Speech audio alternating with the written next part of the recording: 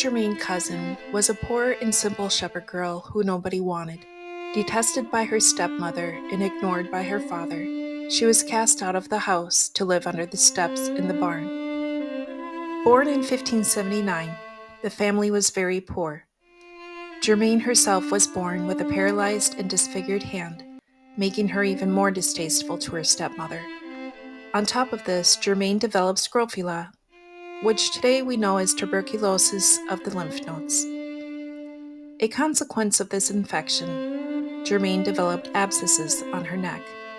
It was because of this scrofula, which was untreatable at the time, that Germain was cast out of the family.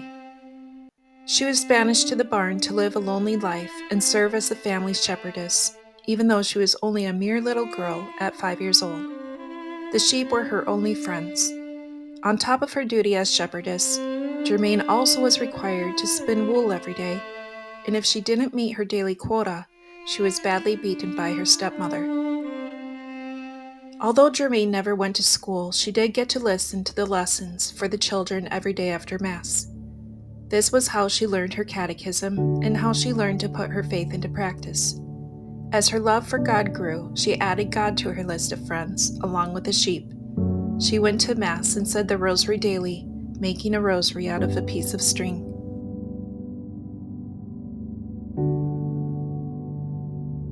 One day, when she greatly desired to go to a weekday Mass, Germain stuck her wooden spindle into the ground, asked her sheep to stay put, and made the sign of the cross. When she returned from Mass, the sheep had remained where she left them. She continued the practice of leaving her sheep in the care of divine providence in order to attend Mass each day, and no harm ever came to them. This prompted curiosity from the villagers, since a nearby forest was well known to be populated by wolves.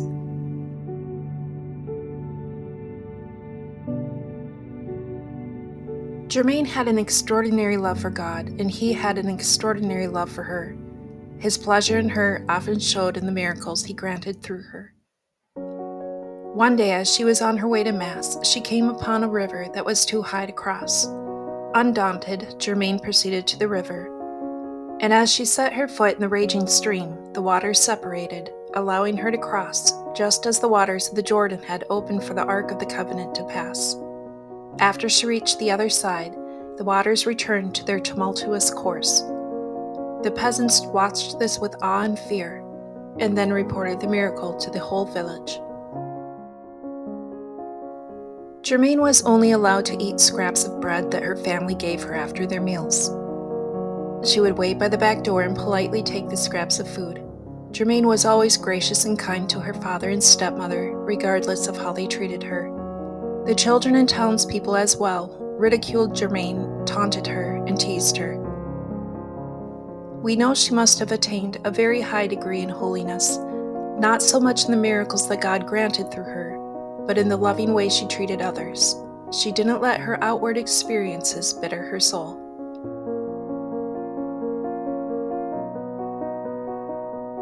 One day, as she shared her few scraps of bread with the poor, her stepmother caught her and accused her of thievery.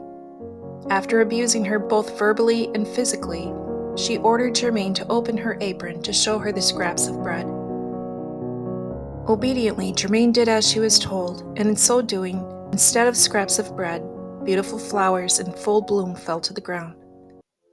This was in the middle of winter, when nothing was growing. Seeing this miracle and proof of God's protection on Germain, her stepmother softened towards Germain somewhat. Germain was even invited to stay in the house again if she wanted, but Germain politely declined, preferring instead to live like Jesus.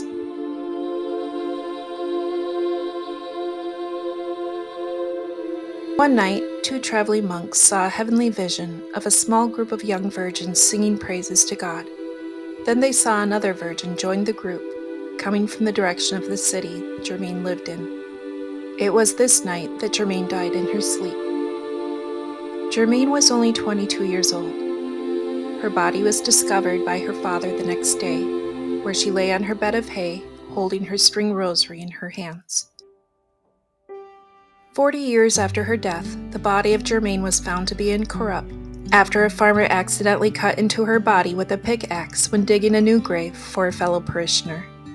Her body was so incorrupt that it looked more alive than dead, and her forehead even bore the red mark where the pickaxe hit. Germain, who had been buried without anyone knowing her story, now was being hailed a saint through this miracle. It was here that information about the poor shepherdess was gathered, books were written about her life, and the world began to learn about Germain. Many miracles began to happen through her intercession. Her cause was open for beatification, but unfortunately, the French Revolution and many other things interrupted the process. Her cause was introduced in 1850 when 30 bishops requested it. She was canonized in 1867 and given June 15th as her feast day. She is the patroness of orphans, disabled people, and victims of abuse. Germain's life could have been spent in self-pity. However, she used her sufferings to grow close to God, and God made sure to lift her up high for all the world to see. Saint Germain Cousin, pray for us.